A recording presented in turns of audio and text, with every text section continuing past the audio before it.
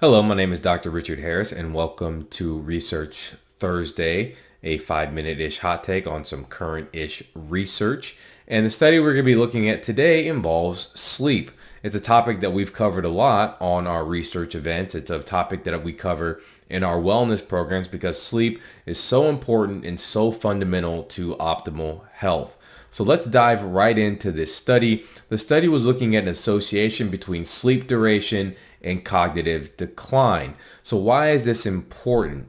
Well, by 2050, the amount of population that's going to be above the age of 60 is going to be about 20% of the population. It was 12% in 2015. Why is this important? Dementia. We know that the rates of dementia are skyrocketing.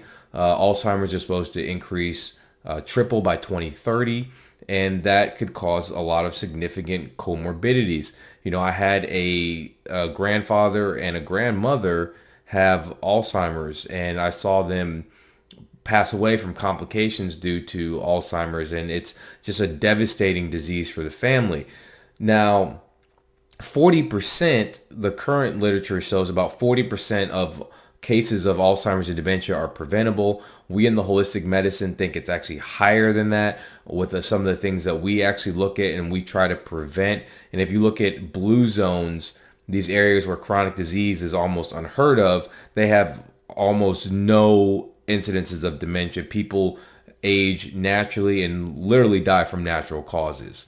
So let's dive back right into the study. There are no effective therapies for dementia, and we know that before dementia happens, there's a rapid deceleration in cognitive abilities. So there's a cognitive decline, and that could be a hallmark that dementia is onsetting. Now, there's a lot of research being done to try and figure out, okay, how can we risk stratify these people through blood testing and other MRIs, fMRIs, that type of thing to see who's at risk. Because by the time you show symptoms, like most chronic diseases, there's a lot of damage has already been done.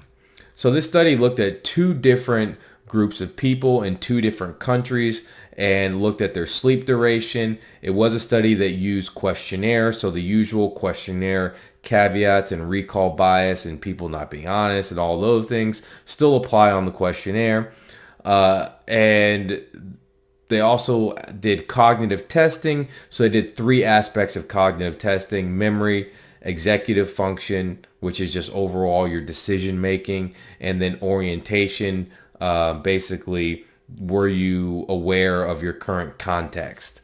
So that's what the study looked at. They also took a look at several other covariates, meaning sex, age, body mass index, looked at depression, smoking, alcohol, all of those things to see if there was how those things played into it.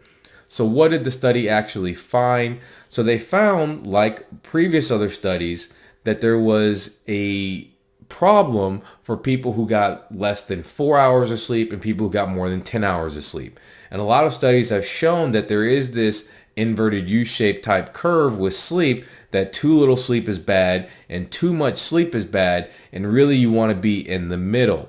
So there was a lowering in those three cognitive domains that we talked about: memory, executive function, and orientation, for people on both ends of the spectrum, too little sleep and too much sleep.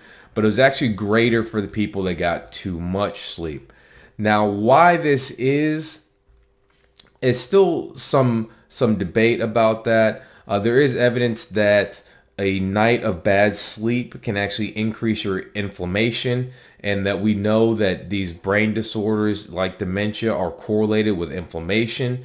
There's also evidence that shows that some of the plaques, these what we call tau proteins, increase even after one night of bad sleep.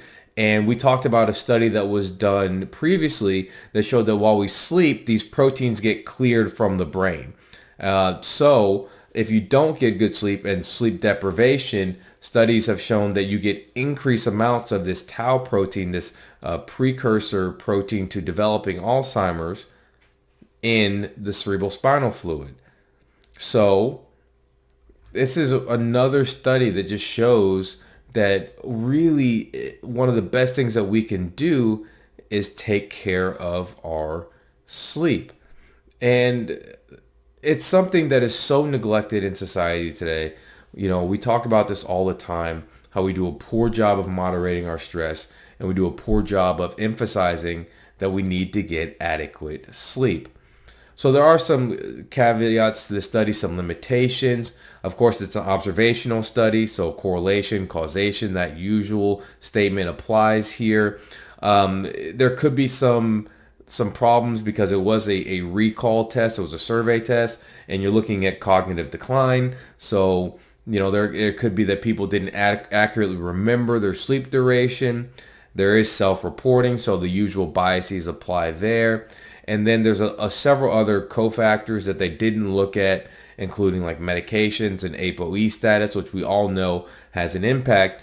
But overall, this study does corroborate what we've seen in several other studies, showing that impaired sleep or dysregulated sleep puts us at higher risk for cognitive decline and dementia.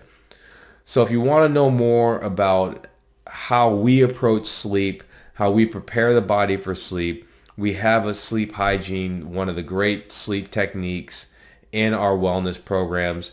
And sometimes what I do with my clients is recommend some of the other things as far as supplements or behaviors or mindset training that can help us with sleep.